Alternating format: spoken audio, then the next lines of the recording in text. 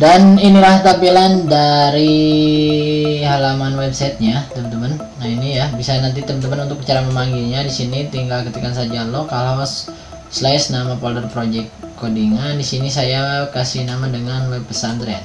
Dan inilah tampilan dari halaman websitenya ya. Nanti akan ada dua, ada halaman website sama back office atau halaman dashboard adminnya ya. Nah kalau ini yaitu halaman websitenya. Nah ini kira-kira seperti ini teman-teman ya. Di sini saya kasih nama dengan pondok karena ini sistem informasi pondok pesantren seperti itu ya. Terus juga sini ada about, profil, kontak us, dan login.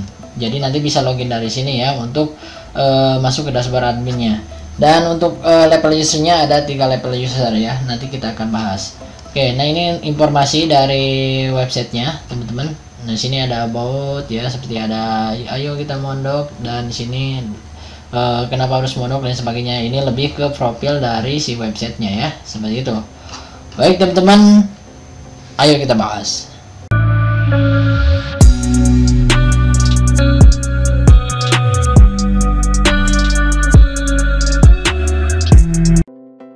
Yups, dan di pertemuan kali ini teman-teman kita akan membahas tentang aplikasi sistem informasi pondok pesantren ya.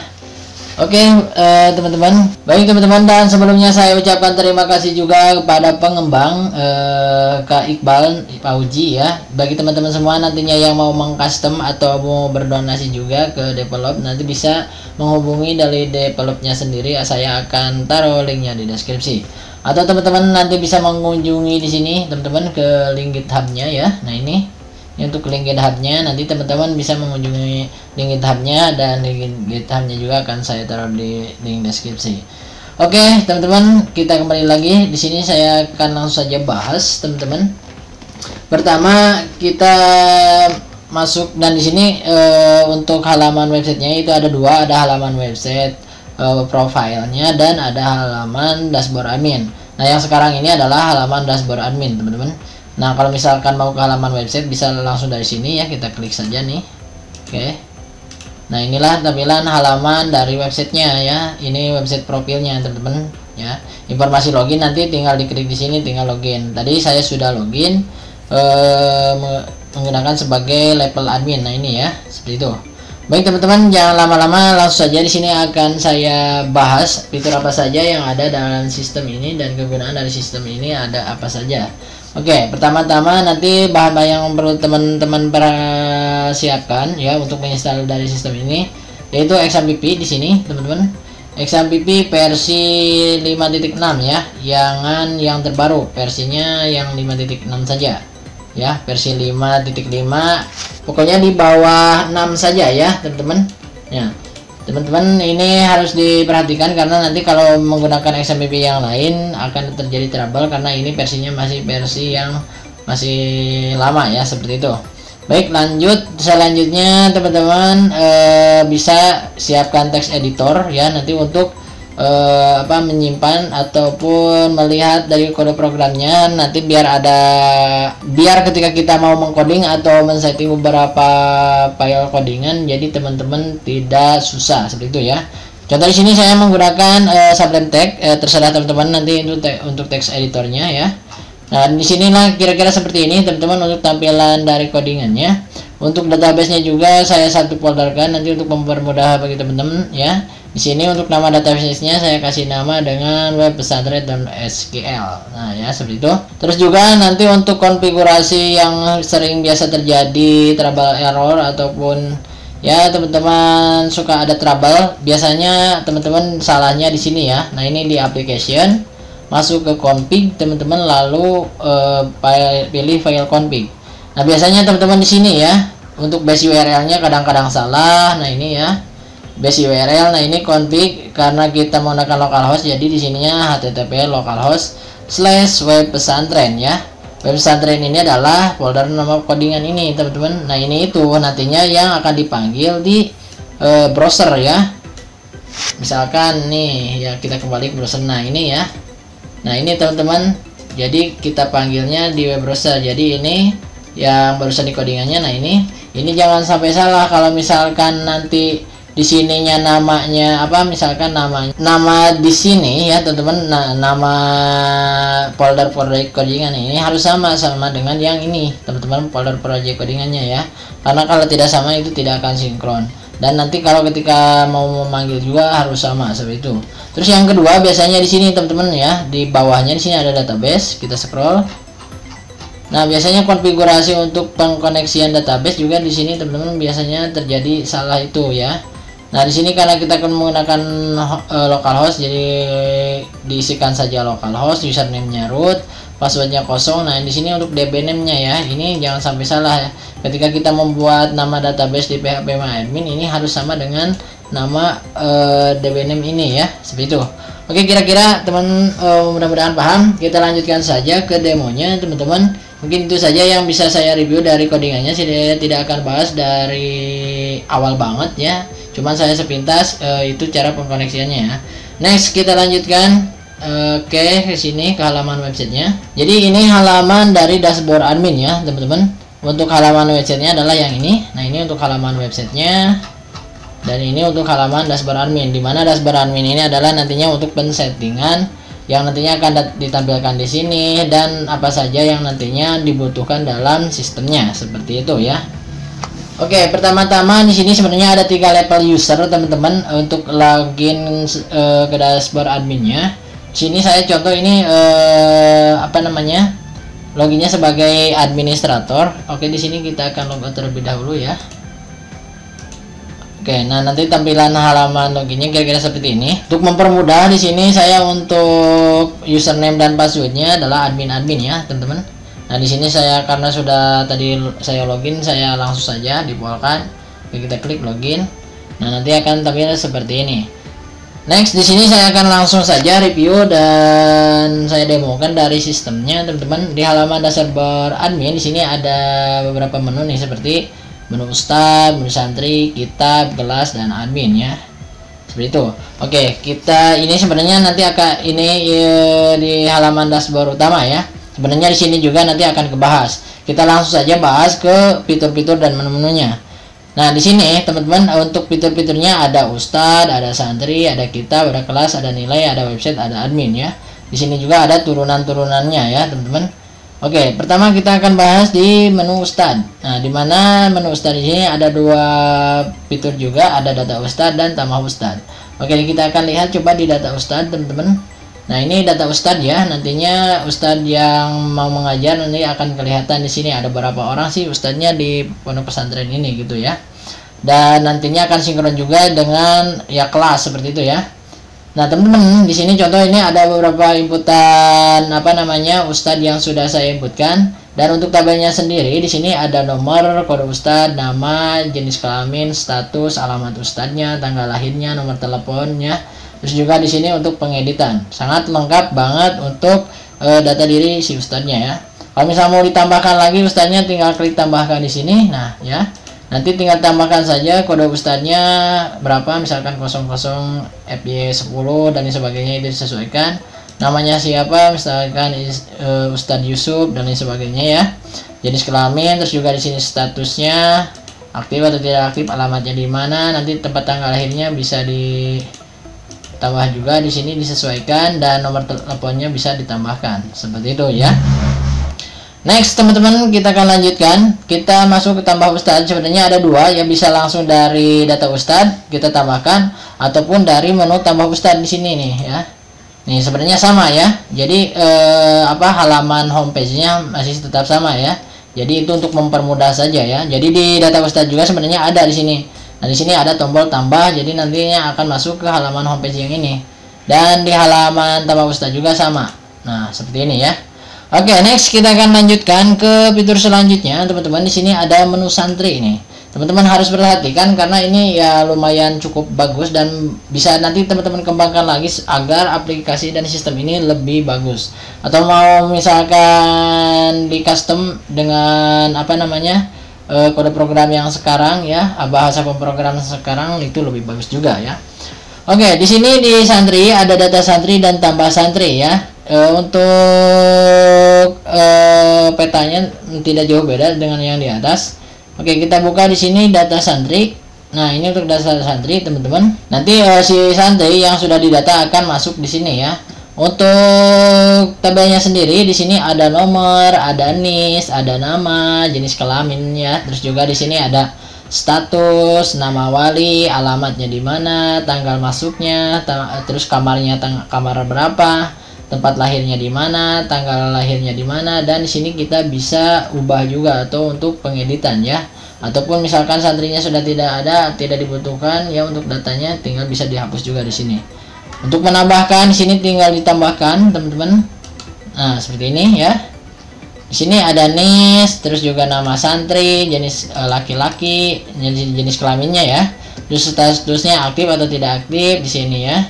Terus nama walinya siapa, alamatnya di mana, tanggal masuknya di mana, kamarnya kamar berapa, tempat lahirnya di mana, tanggal lahirnya juga di mana. Nanti bisa diinputkan saja seperti itu. Oke, kita kembali lagi teman-teman ke santrinya di sini ya. Oke. Nah, di sini nanti kan misalkan nih ada yang keliru nih, misalkan untuk alamat atau namanya bisa diedit juga di sini teman-teman. Nah, tinggal diedit saja ya. Ini contoh data yang sudah diinputkan. Nah, nanti tinggal diedit saja misalkan kalau misalkan ada datanya yang salah. Oke, next kita lanjut lagi teman-teman di menu santri. Nah, ini tambah santri sebenarnya tadi sudah dibahas ya, cuman di sini ditambahkan lagi biar apa sih UI UX-nya agak enak gitu ya. Jadi biar tidak biar tidak pusing juga untuk memudahkan si user nantinya untuk tambah santri di sini ya. Nah, jadi di sini kita tambahkan juga menu tambah santri. Nah, untuk homepage-nya sendiri sebenarnya sama saja teman-teman dengan yang ada di data santri di sini ya. Nah, di fitur tambah ini kalau diklik di fitur tambah sama ke sini ya, ngedirect-nya. Oke, next kita lanjutkan teman-teman. Selanjutnya kita akan masuk ke sini, ke menu kitab nih. Di sini di menu kitab ada data kitab dan tambah kitab ya. Oke, kita buka di data kitab. Di sini teman-teman, ini untuk data-data kitab. Nanti ada kitab apa saja yang ada di pesantrennya ya. Nanti bisa diisikan ini ya teman-teman. Oke, untuk tabelnya sendiri di sini cukup lengkap ya. Ada nomor, ada kode pelajaran, terus juga nama pelajaran, terus kitabnya kitab apa, terus juga di sini untuk pengeditan ya, bisa kita edit, bisa kita delete. Dan di sini ada fitur tambahkan ya, teman-teman. Oke, selanjutnya, nah ini ada fitur tambahkan, di sini ada fitur tambahkan, di sini juga fitur tambahkan ya. Sebenarnya ini masih tetap sama untuk homepage-nya. Oke, kita buka saja di sini, teman-teman, ditambahkan kitab. Nah, ini untuk tambahkan kitab untuk homepage-nya, halaman homepage-nya seperti ini ya. Sini untuk tabelnya ada kode pelajaran, ada nama pelajaran, kitabnya kitab apa, terus juga di sini grade-nya ya. Misalkan awaliyah di sini teman-teman. Grade itu yang grade-nya di sini ya. Contoh misalkan awaliyah ya. Oke, next kita akan lanjutkan ke menu selanjutnya. Kita masuk ke menu kelas di sini. Oke, di sini kita akan masuk ke data kelas. Nah, ini untuk data kelas ya, teman-teman. Di sini untuk tabelnya sendiri untuk pendataannya ada nomor, ada kode kelas ya. Terus juga ini grade tingkatannya ya, teman-teman. Terus tahun pelajarannya tahun berapa sih gitu kan, nanti bisa diinputkan. Terus juga di sini nama ustadz, terus kelasnya kelas berapa, dan di sini untuk pengeditan. Oke, di sini juga di kelas. Nah, ini tambah kelas sebenarnya tak sama. Kalau diklik fitur tambah kelas juga bisa halaman homepage-nya masih tetap sama ya, teman-teman, dengan tambah kelas ini ya. Jadi ini untuk memudahkan saja, misalkan nanti ketika membuka di halaman ini ya bisa langsung ditambahkan juga, atau misalnya langsung ke sini bisa ditambahkan ya untuk kelasnya. Oke, kita coba klik teman-teman. Nah, ini untuk penambahan kelas. Untuk tabelnya di sini ya ada kode kelas, terus juga grade-nya, tahun pelajarannya tahun kapan, terus juga walinya siapa ya di sini. Terus juga kelas A-nya di sini, terus juga kelasnya di sini tinggal dipilih saja kelas apa dan lain sebagainya seperti itu ya. Oke, teman-teman, selanjutnya di sini ada fitur nilai. Sebenarnya ini coming soon, teman-teman. Jadi nanti bisa kita kembangkan. Jadi saya juga di sini belum ada isinya, teman-teman, untuk di fitur nilai ini ya. Jadi masih kosong. Jadi ini masih coming soon ya. Jadi yang Jelas di sini baru ada ustadz, santri, kitab, dan kelas ya. Nanti ini bisa ditambahkan kalau yang membutuhkan ya, mungkin bisa itu nanti dengan nilai, dengan rapot lain sebagainya, bisa aja pendaftaran online dan sebagainya ditambahkan lagi ya. Cuman di sini saya tambahkan fitur nilai dan ini belum bisa difungsikan ya, masih coming soon seperti itu ya teman-teman. Dan selanjutnya di sini ada menu website. Jadi nanti kalau misalkan mau lihat websitenya, tinggal diklik ini saja ya teman-teman. Kita buka lab baru. Nah ini untuk halaman website profil dari si si halaman website pondok pesantrennya ya. Contoh di sini saya kasih nama dengan e-pondok seperti itu ya. Oke, kita kembali lagi. Oke, kita akan lanjutkan teman-teman. Karena ini ada 2 level lagi, ada sebagai ustadz dan sebagai santri ya. Ini sebagai administrator kita loginnya. Sekarang kita akan coba login sebagai ustadz ya. Kita logout dulu di sini. Baik teman-teman, sekarang kita akan login level usernya sebagai ustadz ya. Untuk mempermudah di sini saya untuk username dan passwordnya saya samakan, yaitu ustadz ya teman-teman. Nah ini ustadz, huruf kecil semua, dan passwordnya juga ustadz. Oke, kita klik login. Nah inilah tampilan dari ustadz teman-teman. Jadi si ustadz bisa ngapain saja sih di sini. Ustadz cuman ada menu ustadz, menu santri ya, terus juga di sini ada kitab, ada kelas. Sebenarnya hampir tidak jauh beda ya si ustadz juga, jadi bisa mengakses ustadz, cuman dia tidak bisa menambahkan ya kalau si ustadz di sini teman-teman. Jadi cuman bisa melihat data ustadz nih. Nah data ustadznya ada berapa ustadz sih di pondoknya, nah nanti akan kelihatan. Terus santri juga di sini teman-teman.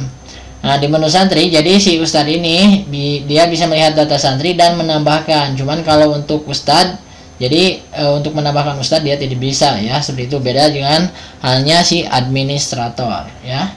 Ini sebenarnya sama ya dengan yang si administrator ya. Cuman bedanya dia tidak bisa menambahkan ustadz ya. Kita coba lihat di data santri nih.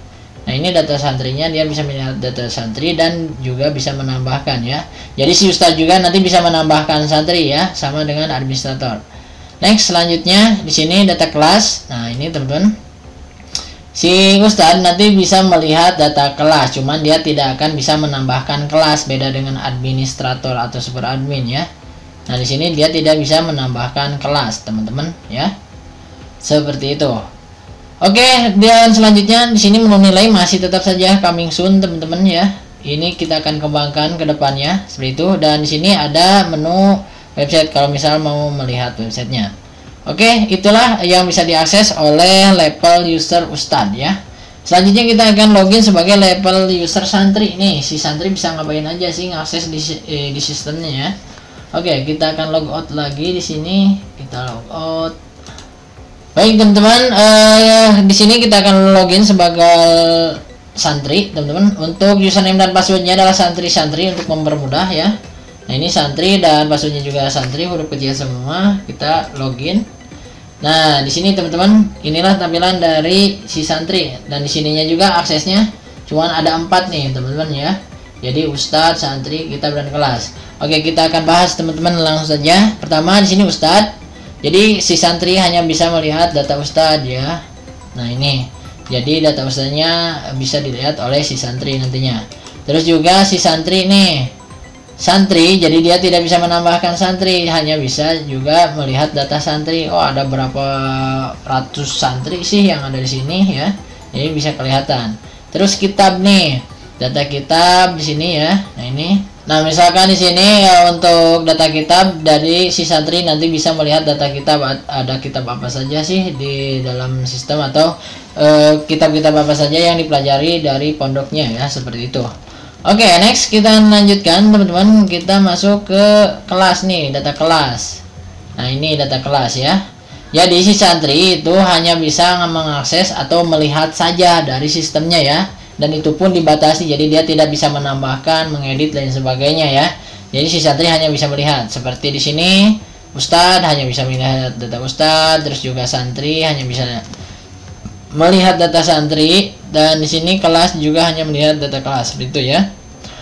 Oke teman-teman, lumayan cukup keren ya dari sistem ini. Mungkin itu saja di pertemuan kali ini, saya cukupkan sekian, mudah-mudahan bermanfaat. Nanti teman-teman silahkan kembangkan lagi sistem ini agar lebih bagus ya. Dan bagi teman-teman semua yang mau merequest bikin aplikasi apa, nanti bisa ke komen saja di kolom komentar. Dan bagi teman-teman semua yang ada kendala dan sebagainya, bisa nanti komen saja di kolom komentar.